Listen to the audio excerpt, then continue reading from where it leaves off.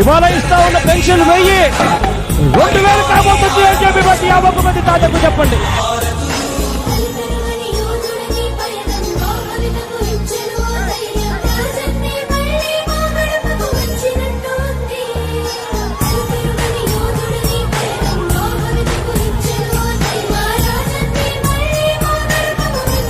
నాన్నగారు కలలు కన్నట్టుగా ప్రతి పేదవాడికి ఎంతైతే అవుతుందో పూర్తి ఖర్చిస్తాను అని చెప్పి ప్రతి పేదవాడికి చెప్పండి.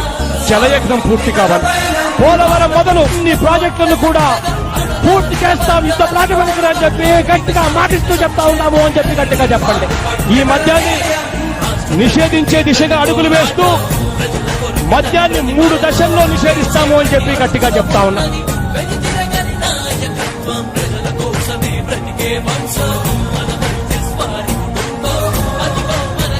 5 ఎకరాల లోపున్న రైతులందరికీ,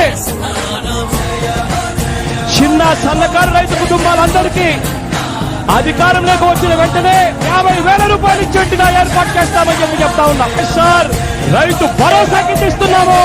డ్వాక్రా చెల్లెమ్మలకు రుణంగా ఎంత రుణమైతే ఉంటుందో అంతే మొత్తాన్ని అధికారంలోకి రాగానే 4 దఫాలుగా నేరుగా మీ చేతికే ఇస్తామని చెప్పి ప్రతి అక్క చెల్లెమ్మకు చెప్తా ఉన్నాం.